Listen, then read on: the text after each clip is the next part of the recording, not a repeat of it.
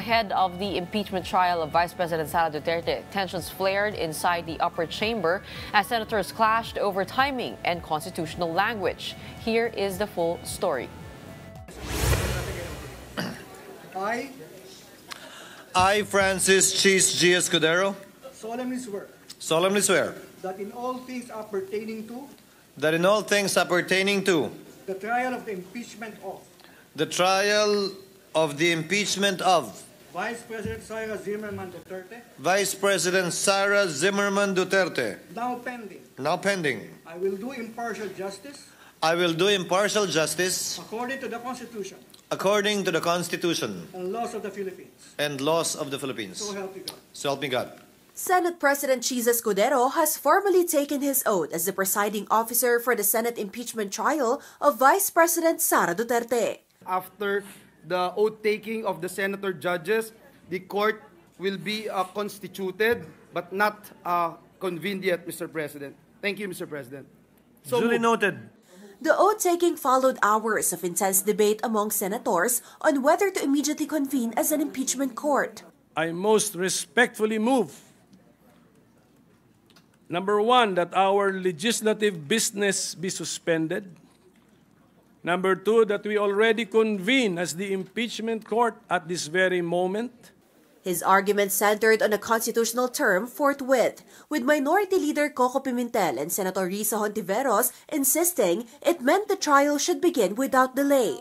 Pimentel filed a motion to convene the Senate immediately. Hindi po mahirap intindihin ang utos sa sino mang tapat ang intensyong sundin ito. Ang paglilitis ay dapat agarang simulan, nang walang pag-iwas o iba pang pagpapaliban. According to the Merriam-Webster Online Dictionary, forthwith means without any delay or without interval of time. The Filipino translation for forthwith is agad, madali, bigla, dagli, o kara-karaka. However, other senators, including Alan Peter Cayetano, questioned that interpretation. I disagree na sa Tagalog agad-agad ang forthwith. Ang forthwith yung ibig sabihin nun sa Tagalog is yan na yung susunod, yan na yung gagawin mo. Oo, immediate yung agad-agad. Hindi ako expert sa linguistics pero medyo hindi agad ang Tagalog ng forthwith. Senators Ronald Bato de la Rosa and Robin Padilla back Escudero, saying due process must be respected and there was no deliberate delay. 1 month ago pa, pinagawan muna kami ng robe, Mr. President. Kasi excited na tayo na sumuot ng robe para to form the impeachment court. Hindi po ako abogado. Ako po ay madalas akusado. Ako po ay ex-convict. Kaya ako po ay sanay sa korte. Kailangan dumaan po tayo sa due process. Hindi po tayo pwedeng palundag-lundag. Senator Raffy Tulfo attempted to break the impasse by proposing a vote. Naalata ko kanina pa tayo back and forth, para nag-aaway na tayo dito.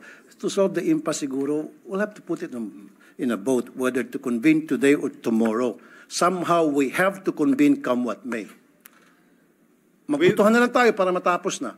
Meanwhile, Escudero criticized the House of Representatives for moving slowly, pointing out that the Senate should not be rushed. Immediately nga ng House, hindi yun ang interpretasyon. Tapos tayo ganyan. If the prosecutors themselves, the complainants themselves were not that interested and sat on these complaints for over 2 months, tayo bigla ngayon, mamadaliin nila habang nagpabanjing-banjing sila ng mahigit 2 buwan sa mababang kapulungan. Despite the heated exchanges, the senators agreed to officially convene as an impeachment court on June 11.